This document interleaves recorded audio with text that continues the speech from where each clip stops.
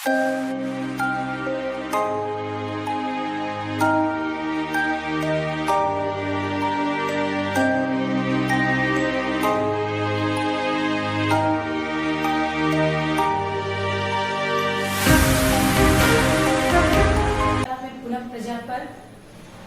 Classes में आप लोगों का स्वागत है। जैसे कि बच्चे ऑनलाइन क्लासेस ले ही रहे हैं अभी, तो उसी के आगे क्रम में बढ़ते हुए अपन आज 10th क्लास के साइंस का एक टॉपिक जो अपन पीछे से डिस्कस करते हुए आ रहे हैं, अपना एक चैप्टर 5वां आपने पढ़ा था अम्ल और क्षार, उसी के क्रम में आगे बढ़ते हैं। अम्ल क्षार की पीछे वीडियो में आपने देखा होगा और पढ़ा भी होगा कि अपन ने अम्ल क्षार क्या होते हैं वो पढ़ा, फिर उसके एग्जाम्पल्स लिए, फिर उसकी अवधारणाएं, एक जनरल कॉन्सेप्ट आपको बताया गया था कि अम्ल क्षार क्या होते हैं और किस किस वैज्ञानिक ने इनके बारे में बताया है। तो अपने ने आर्यनीय अवधारणा को डिस्कस किया था और फिर कार्ल ब्रांस्टन लेरी की जो अवधारणा है इसको अगले वीडियो में डिस्कस करेंगे, वही आज अपन डिस्कस करेंगे। तो पीछे के सभी बच्चों से यही उम्मीद है कि वो पीछे वाले वीडियोस देख करके साथ साथ चल रहे होंगे। तो आगे शुरू करते हैं अपन ब्रांस्टन लेरी अवधारणा। तो ये अम्ल क्षार की जो अवधारणा है, ब्रांस्टन लेरी अवधारणा, ये क्या है? ब्रांस्टन लेरी अवधारणा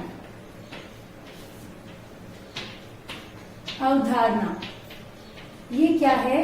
अपन पीछे वाले वीडियो में थोड़ा डिस्कस करके आए थे कि इस अवधारणा में, ये अवधारणा जो बताई गई है वो हाइड्रोजन आयन बेस बताई गई है, बताया गया था ना, एक शॉर्ट नोट बताया गया था। तो हाइड्रोजन बेस मतलब कि हाइड्रोजन के आधार पर ही कहा गया कि यदि हाइड्रोजन दान करता है तब तो क्या है, वो अम्ल है। यानी अम्ल क्या है ब्रांस्टन के अनुसार? जो हाइड्रोजन आयन का क्या करते हैं, दान करते हैं। और क्षार क्या है? वो है जो हाइड्रोजन आयन को क्या करते हैं, ग्रहण करते हैं। हाइड्रोजन आयन को जो ग्रहण करते हैं वो क्या है, क्षार, और जो दान करते हैं वो क्या है, अम्ल। लेकिन इन्होंने एक कॉन्सेप्ट और डाल दिया, इसके बीच में एक कॉन्सेप्ट डाल दिया। क्या कॉन्सेप्ट डाला? उन्होंने कहा कि जब अम्ल और क्षार की बात करते हैं तो इनके बीच में एक संयुग्मी शब्द आ जाता है। संयुग्मी शब्द आकर के वो इन दोनों को जोड़ देता है, यानी कि संयुग्मी अम्ल भी होता है और संयुग्मी क्षार भी होता है। तो पीछे वाले वीडियो में यहां तक तो हो चुका था, संयुग्मी अम्ल, संयुग्मी क्षार। लेकिन इसके बाद में अपने को ये पता हो कि संयुग्मी का मतलब अम्ल क्या होता है और संयुग्मी क्षार क्या होता है। तो कहा गया कि अम्ल आप सब जानते हैं वह होते हैं जिनके पास हाइड्रोजन आयन होता है, लाइक HCl। अब ये अम्ल यदि किसी क्षार के साथ जुड़ा तो क्या कहलाएगा, संयुग्मी अम्ल। और इस अम्ल से ही यदि कोई अलग आयन रिमूव होता है हाइड्रोजन के अलावा तो वो क्या कहलाएगा, संयुग्मी क्षार। तो ध्यान करेंगे सब बच्चे कि संयुग्मी अम्ल और संयुग्मी क्षार क्या होते हैं। संयुग्मी अम्ल और संयुग्मी क्षार के बारे में अब मैं एक छोटी सी ट्रिक तुम्हें समझा रही हूँ, ताकि आप लोग उस चीज को समझ सके कि अपने को कैसे याद रहेगा कि ये संयुग्मी अम्ल है और ये संयुग्मी क्षार है। तो ध्यान से देखेंगे, मैं कॉन्सेप्ट समझा रही हूँ यहाँ पर संयुग्मी अम्ल और संयुग्मी क्षार का। क्षार, कोई भी क्षार होगा ना, कोई भी क्षार, वो जब भी अपन कहते हैं ब्रांस्टन के अनुसार हाइड्रोजन आयन क्या करता है बेटा, ग्रहण करता है। ठीक है, ये क्षार हाइड्रोजन आयन को जैसे ही ग्रहण करेगा तो ये कन्वर्ट होकर एक नया प्रोडक्ट बनाएगा, उसे आप क्या बोलेंगे, संयुग्मी अम्ल। हमेशा हमेशा क्या बोलेंगे, संयुग्मी अम्ल। कोई भी क्षार वो हाइड्रोजन को ग्रहण करेगा और क्या बनाएगा, संयुग्मी अम्ल बनाएगा। कोई भी अम्ल, आप जानते हैं अम्ल क्या होते हैं, हाइड्रोजन आयन का क्या करते हैं, दान करते हैं। तो जब ये दान करेगा तो ये कन्वर्ट होकर जो नया प्रोडक्ट बनाएगा उसे आप क्या बोलेंगे, संयुग्मी क्षार। क्या बोलेंगे, संयुग्मी क्षार। आप बहुत ही आसानी से इस चीज को समझ सकते हैं कि अम्ल दान करेगा जबकि क्षार हाइड्रोजन को ग्रहण करेगा। दान करते हुए एरो अपने आप ही इंडिकेट कर रहा है कि ये हाइड्रोजन आयन का दान कर रहा है, ये एरो ये इंडिकेट कर रहा है कि ये हाइड्रोजन आयन को ग्रहण कर रहा है। मैं एक एग्जाम्पल से आपको समझा रही हूँ।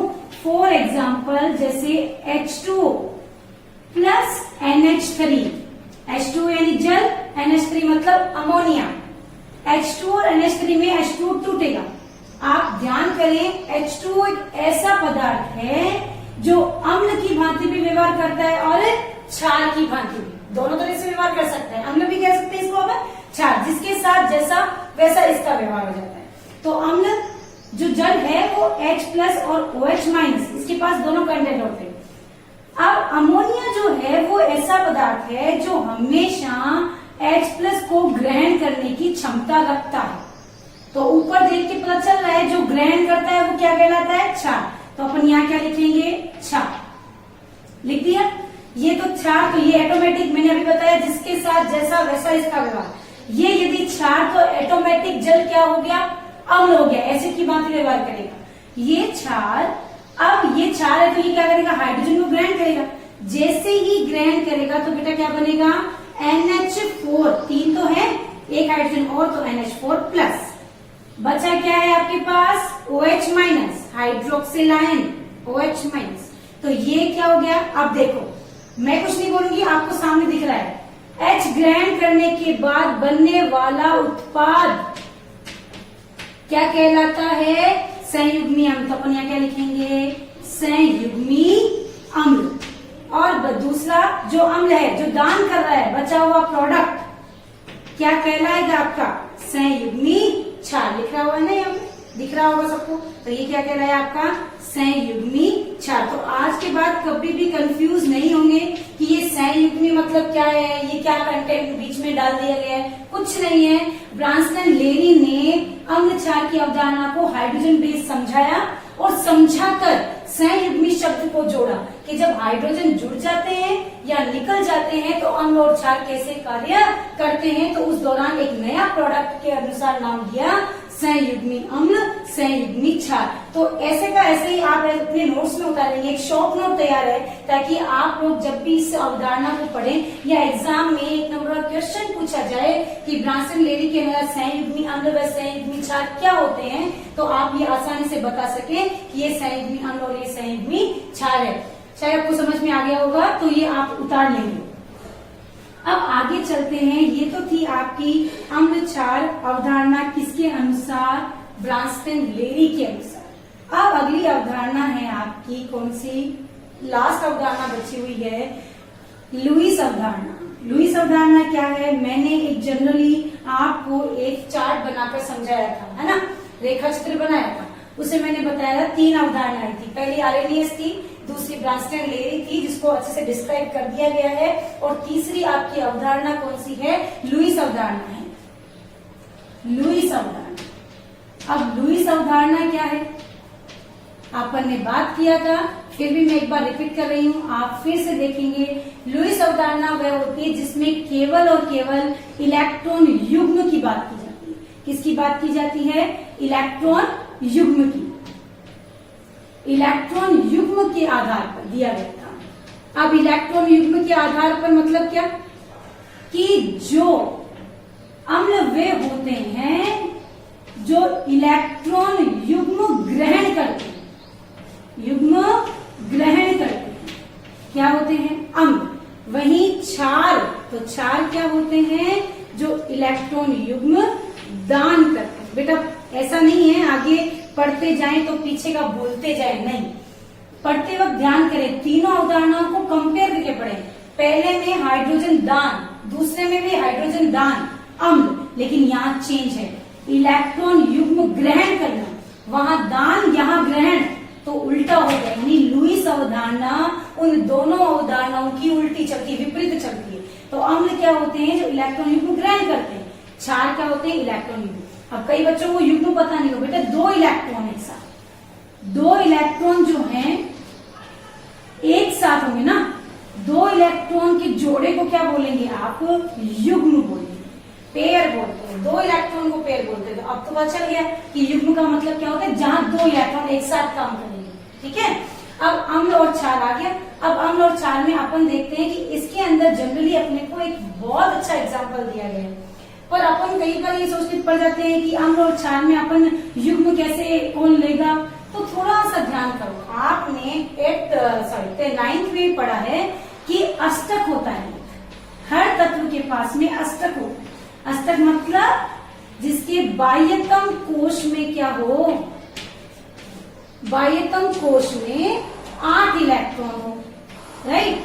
अब यदि 8 इलेक्ट्रॉन से कम है या फिर 8 इलेक्ट्रॉन से ज्यादा इलेक्ट्रॉन किसी के पास, यदि 8 इलेक्ट्रॉन से कम इलेक्ट्रॉन है तो मतलब क्या कर सकता है, वो इलेक्ट्रॉन ग्रहण करेगा, और 8 इलेक्ट्रॉन से ज्यादा है मतलब वो इलेक्ट्रॉन का दान करेगा। एरो को देखो तो अपने आप समझ आता है कि हम क्या कहना चाह रहे हैं। इलेक्ट्रॉन ग्रहण करेंगे कब, जब अष्टक से कम, इलेक्ट्रॉन दान करेंगे जब अष्टक से क्या हो, इलेक्ट्रॉन ज्यादा। अगर ज्यादा है तो अपन 8 ही चाहते हैं, अपने को 8 होते हुए स्थायी हो जाते, तो ज्यादा होंगे तो दान, कम होंगे तो ग्रहण। अब अभी मैंने बताया था कि अम्ल का क्या होते हैं, जो इलेक्ट्रॉन युग्म ग्रहण, अर्थात जो इलेक्ट्रॉन युग्म ग्रहण करेंगे वो क्या कहलाएंगे, अम्ल, जो दान करेंगे क्या कहलाएंगे, क्षार। तो लुईस के अनुसार इलेक्ट्रॉन युग्म की अवधारणा शायद समझ में आ गई होगी कि अम्ल व क्षार क्या होते हैं। अब इसको अपन एक एग्जाम्पल समझते हैं। वापस मैं एक बार रिपीट कर रही हूँ, इलेक्ट्रॉन युग्म का मतलब 2 इलेक्ट्रॉन्स हैं। 2 इलेक्ट्रॉन के बाद में युग्म ग्रहण कब होते हैं, कब दान होते हैं, तो बेस्ड किसके ऊपर है, अष्टक के ऊपर।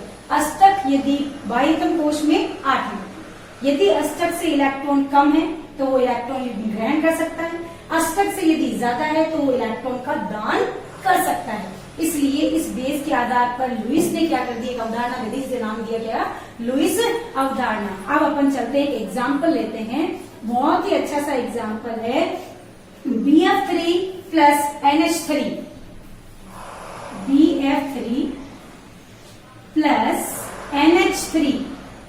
जब भी आप अमोनिया को देखें तो आपको पता चल जाता है कि इसके ऊपर स्ट्रक्चर में ऐसे 2 चीजें लिखी, 2 बिंदु, ये बिंदु नहीं है, ये क्या है, एक लॉन पेयर है, इलेक्ट्रॉन का युग्म है। अभी मैंने बात की ना जहां जहां पर इलेक्ट्रॉन, तो यहाँ पर 2 इलेक्ट्रॉन एक्स्ट्रा दिख रहे हैं ना, तो ये क्या करेगा, इसको दान करेगा, तो ये ग्रहण करेगा। जो ग्रहण करेगा वो क्या होगा, अम्ल, जो दान करेगा वो क्या होगा, क्षार। अभी ब्रांस्टन लेरी में बता के आई हूँ, NH3 क्या है, एक क्षार है, बाकी है वो क्या है, अम्ल है। इसलिए अपन देखेंगे इसके अंदर, जब भी आप देखेंगे 9th में आपको बॉन्डिंग नेचर पढ़ाया गया था, वहां पर बताया गया था कि कई प्रकार के बंध होते हैं, हाइड्रोजन बंध होता है, सहसंयोजक बंध होता है, उप सहसंयोजक बंध, एक नाम सुना होगा आपने, फिर भी नहीं पता है तो मैं यहाँ पर डिस्कस कर रही हूँ, जहां पर कोई भी तत्व किसी दूसरे तत्व को 2 इलेक्ट्रॉन एक साथ दान करता है तो उनके बीच बनने वाला बंध उप सहसंयोजक बंध कहलाता है। कौन सा बंध, उप सहसंयोजक बंध। किसे कहते हैं, जब कोई तत्व दूसरे तत्व को एक साथ 2 लॉन पेयर यानी कि एक लॉन पेयर यानी 2 इलेक्ट्रॉन दान करता है तो उनके बीच बनने वाला बंध क्या कहलाएगा, उप सहसंयोजक बंध कहलाता है। जैसे इसको अपन अरेंज करके देखें तो बहुत ही अच्छा सा स्ट्रक्चर दिखाई देता है। BF3 बोरॉन एक 2 इलेक्ट्रॉन लेगा, नाइट्रोजन उसे देगा और इस तरह की स्ट्रक्चर आपके सामने आ जाती है। तो आप देख रहे हैं एक सहसंयोजक बंध बना है, इस बंध को अपन क्या बोलते हैं, उप सहसंयोजक बंध। ऐसा बंध जिसमें 2 इलेक्ट्रॉन एक साथ किसी अन्य तत्व द्वारा ग्रहण किए जाते हैं। इस प्रकार की ये अवधारणा किसको जस्टिफाइड करती है, लुईस अवधारणा को समझा रही है। इस अवधारणा को अपन लुईस अवधारणा के नाम से जानते हैं। इस एग्जाम्पल से आपको प्रॉपरली समझ में आ जाता है कि ये क्या है, लुईस अम्ल और लुईस क्षार। अब इसके एग्जाम्पल है, क्योंकि 1 नंबर का क्वेश्चन अपने को पूछ लेते हैं कई बार कि लुईस अम्ल का एग्जाम्पल बताओ लुईस क्षार का। तो आप लोग भी मैं अभी सब लिख के बता रही हूँ आपको, आप अपने नोट्स की कॉपी में उतार लेंगे लुईस अम्ल और लुईस क्षार। लुईस अम्ल, लुईस अम्ल हमेशा ध्यान रखें, लुईस अम्ल वह होते हैं जिनका अष्टक अपूर्ण होता है, लुईस क्षार वह होते हैं जिनका अष्टक विस्तार होता है, अर्थात इसमें 8 इलेक्ट्रॉन से ज्यादा होते हैं और यहाँ पर 8 इलेक्ट्रॉन से कम इलेक्ट्रॉन पाए जाते हैं।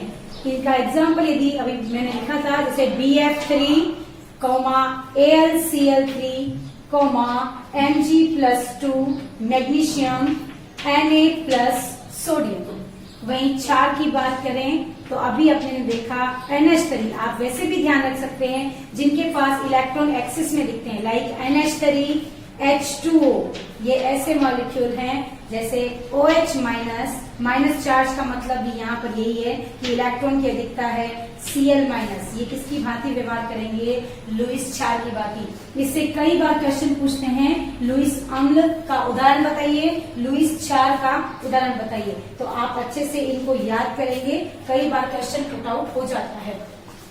ये तो बच्चों थी आपकी अवधारणाएं, अम्ल क्षार अवधारणाएं, ये तो क्लियर हुआ। कुछ सामान्य अपन कहें तो कैरेक्टर होते हैं अम्ल और क्षार, तो थोड़ा सा अपन ध्यान करें कि अम्ल क्षार के सामान्य गुणधर्म क्या होते हैं। तो आप देखेंगे कि अम्ल जो होता है लिटमस के प्रति भी व्यवहार दिखाता है, धातुओं के प्रति भी व्यवहार दिखाता है। वहीं बात करें तो धातु ऑक्साइड के प्रति भी व्यवहार दिखाता है, धातु अधातुओं के प्रति भी व्यवहार दिखाता है। साथ ही अम्ल व क्षार आपस में जब क्रिया करते हैं तो भी एक प्रकार की अभिक्रिया देता है, जिसे अपन एक बहुत ही स्पेसिफिक नाम से जानते हैं, उदासीनीकरण अभिक्रिया। तो कुछ मेन जो आपके कैरेक्टर्स हैं उनको मैं यहाँ पर समझा रही हूँ, तो आप भी ध्यान से समझेंगे। सामान्य गुणधर्म, जैसे अपन बात कर रहे हैं सामान्य गुणधर्म, ठीक है, ये अम्ल और क्षार दोनों के साथ में ही बताए जा रहे हैं। तो आप भी थोड़ा सा इस तरह से ही एक फ्लो चार्ट आप बना लेंगे कॉपी में, और वैसे ही आप भी लिख लेंगे, ताकि आप कंपेयर करके जब भी किसी चीज को पढ़ते हैं तो उसको समझा भी आसानी से जाता है और वो अच्छे से फीड भी हो जाती है दिमाग में। तो सबसे पहला जो कैरेक्टर है वो है आपका लिटमस। क्या है? लिटमस। लिटमस, लिटमस आप सब जानते हैं, लिटमस पेपर वो पेपर होता है जो किसी भी पदार्थ के कैरेक्टर को बताता है कि वो अम्ल की भांति व्यवहार करेगा या फिर वो क्षार की भांति व्यवहार करेगा। तो लिटमस पेपर को लेकर यदि आप देखें तो मैंने एक गुण बताया था अनिल, एक शॉर्ट फॉर्म आपको बताई थी अनिल। तो आप ऐसे अम्ल, नी से नीला लिटमस पेपर क्या हो जाता है? लाल। तो अम्ल क्या होते हैं? नीले लिटमस पत्र को क्या कर देते हैं? लाल कर देते हैं। तो ये शॉर्ट ट्रिक याद रखनी है कि अपन नीले लिटमस पत्र क्या हो जाते हैं? नीले लिटमस पत्र क्या हो जाते हैं? लाल हो जाते हैं। और वहीं क्षार की बात करें तो जस्ट उल्टा, लाल लिटमस पत्र क्या हो जाता है बेटा? नीला हो जाता है। अब कई बार बच्चे क्रॉस क्वेश्चन पूछ लेते हैं कि दीदी क्या नीले लिटमस पत्र को यदि हम क्षार में डालेंगे तो क्या होगा? नो चेंज, नीला लिटमस पत्र वैसा का वैसा ही रहा, इसका मतलब वो क्या है? क्षार। लाल लिटमस पत्र आप अम्ल में डालेंगे तो वो वैसा का वैसा ही रहता है। इसलिए अलग तरह के दो कलरफुल लिटमस पेपर यूज करते हैं। एसिड को चेक करना है तो नीला लो, बेस को चेक करना है तो रेड लो, ताकि आपको उसका क्लियरली पता चल जाए कि ये अम्ल है या फिर ये क्षार है। दूसरी अपन बात करें धातु के साथ। धातु के साथ हमेशा ध्यान रखो, जब भी किसी अम्ल की क्रिया धातु से करवाते हैं तो हमेशा अम्ल हाइड्रोजन गैस को उत्सर्जित करते हैं, साथ में लवण बनाते हैं। लेकिन अपन क्षार की बात करेंगे तो ये हाइड्रोजन गैस उत्सर्जित तो करेंगे, पर हर क्षार हाइड्रोजन गैस का उत्सर्जन करे ये जरूरी नहीं है, क्योंकि यह जो होते हैं ये लवण ना बनाकर एक संकुल लवण का निर्माण करते हैं। कौन? क्षार। इसलिए क्षार कभी भी धातु के साथ क्रिया करेगा तो कभी कभी क्या कर सकता है? हाइड्रोजन गैस उत्सर्जित कर सकता है, परंतु हर क्षार हाइड्रोजन गैस का उत्सर्जन प्रत्येक नहीं करते। इसलिए ध्यान करेंगे, क्योंकि ये क्या बनाते हैं? संकुल लवण का निर्माण करते हैं। मैं एक एग्जाम्पल से आपको यहाँ पर समझा देती हूँ कि यहाँ पर किस तरह के यूज होते हैं धातु के साथ जब आप करते हैं। तो मैं एक रिएक्शन आपको करके दिखाती हूँ, like zinc Zn + H2SO4 sulphuric अम्ल। जब जिंक के साथ, सल्फ्यूरिक अम्ल किसके साथ? जिंक के साथ फ्यूरिक अम्ल, ठीक है, ये जब क्रिया करते हैं तो आप हमेशा ध्यान रखो धातुएं हमेशा क्या करती है, इलेक्ट्रॉन का दान करती है, और ये जिंक जो है वो 2 इलेक्ट्रॉन का दान कर रही है, प्लस H2SO4 को तोड़ोगे तो ये टूटेगा H प्लस HSO4 माइनस, फिर ये टूटेगा वापस H प्लस SO4 माइनस। इसको आप इस तरह से नहीं देखें तो डायरेक्टली भी मैं आपको बता सकती हूँ, ये देखिए 2H plus plus SO4 minus 2, ये सब तोड़ने भी अपने को आने चाहिए ताकि अपने को पता चले कि किस तरह से कोई आयन टूटता है। तो अब इसने 2 इलेक्ट्रॉन दे दिए तो इसके पास कमी, वहीं इसके पास 2 इलेक्ट्रॉन की अधिकता है। हमेशा ध्यान करो कभी भी कोई भी लवण बनता है तो धनायन ऋणायन के साथ जुड़ता है, तो धनायन ऋणायन के साथ जुड़ेगा तो ZnSO4, बचा हुआ क्या है हाइड्रोजन, किस रूप में H2 फॉर्म में। हम एरो का निशान ऊपर क्यों लगा रहे हैं, क्योंकि हाइड्रोजन किस फॉर्म में बेटा, गैस फॉर्म में। जब भी गैस फॉर्म में कोई भी आपको एलिमेंट दिखेगा, कोई भी अणु दिखेगा तो ऊपर एरो का निशान लगाया जाता है, तो ये है आपकी गैस। तो अभी मैंने बताया था धातु जब भी किसी अम्ल के साथ क्रिया करती है तो हमेशा कौन सी गैस रिमूव करती है, हाइड्रोजन गैस रिमूव करती है। अब आगे चलते हैं, अगला टॉपिक पढ़ते हैं, इसी के आगे क्षार का। क्षार जब धातु के साथ क्रिया कर रहा है तो क्षार Zn प्लस NaOH, ये है आपका क्षार। धातु जब क्षार के साथ अभिक्रिया करता है तो क्या बनाता है, मैंने कहा कई बार हाइड्रोजन गैस बना भी सकता है, कभी कभी, नॉट नेसेसरी, जरूरी नहीं है, ठीक है। तो NaOH जब भी धातु के साथ क्रिया करेगा तो ये इस तरह से टूटता है, NaO माइनस H प्लस, इसके 2 मोल लेते हैं तो ये बन गया 2NaO माइनस 2H प्लस। वही जिंक की बात करें तो पीछे अपन देखा था कि Zn प्लस 2, तो Zn प्लस 2 की बात करेंगे तो क्या होगा, अपन ये इसके साथ जुड़ जाता है और क्या बन जाता है Na2ZnO2, ठीक है। इसको अपन बोलते हैं सोडियम जिंकेट, सोडियम जिंकेट, ठीक है। सोडियम जिंकेट ये एक लवण है, लेकिन लवण भी कैसा है, संकुल है, यानी कि ये टूटता नहीं है। साथ में कौन सी गैस रिमूव हो जाती है, H2 गैस रिमूव हो जाती है, इसलिए अपन कहते हैं ये Na2, ये क्या बन गया आपका सोडियम जिंकेट, यानी गैस तो निकली पर ये संकुल लवण के साथ। अतः जरूरी नहीं है कि क्षार क्या करे, हाइड्रोजन गैस का रिमूव कर भी सकते हैं और नहीं भी। यह है आपका क्षार के साथ धातु की क्रिया। अब अपन पढ़ेंगे आगे, जब धातु ऑक्साइड, धातु ऑक्साइड की अम्ल के साथ भी और क्षार के साथ भी क्रिया। अगला टॉपिक है तीसरा, धातु ऑक्साइड, धातु ऑक्साइड। अब धातु ऑक्साइड और अधातु ऑक्साइड, अधातु ऑक्साइड। धातु ऑक्साइड मतलब लाइक CuO, कॉपर ऑक्साइड। अधातु oxide like CO2, carbon dioxide, carbon एक धातु है, CO2 है ना, ये तो है अधातु ऑक्साइड। और कॉपर धातु तो ये क्या है, धातु ऑक्साइड। ये जब किसी अम्ल के साथ क्रिया करते हैं और ये जब किसी क्षार के साथ क्रिया करते हैं तो क्या बनाते हैं, दोनों ही क्या बनाते हैं, लवण प्लस जल। हमेशा ध्यान रखेंगे, दोनों ही क्या बनाएंगे, लवण और जल का निर्माण करते हैं।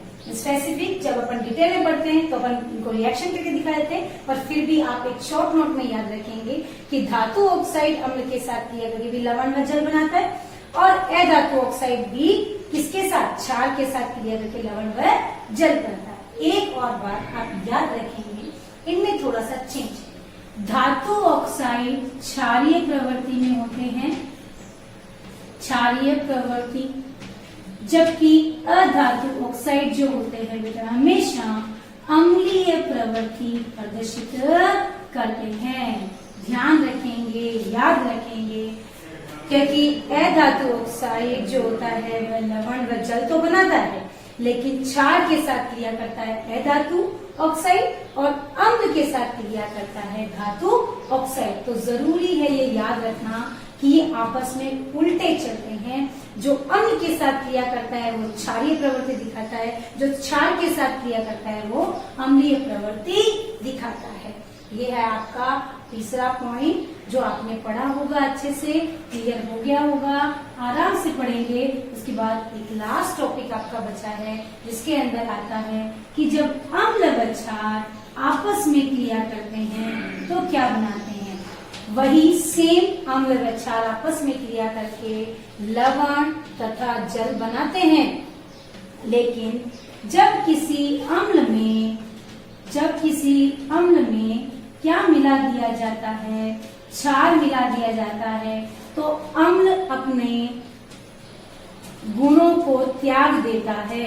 अम्ल अपने गुणों को त्याग देता है या फिर इसके गुण बदल जाते हैं, तो अपन क्या कहते हैं, वो क्या बनाते हैं, लवण में बदल जाते हैं। ये है आपके कुछ सामान्य गुणधर्म किसके, अम्ल व क्षार के। तो एक टॉपिक आज का आपका इसी चैप्टर का पूरा हो चुका है, अम्ल क्षार अवधारणा का, साथ में अम्ल क्षार के सामान्य गुणधर्म।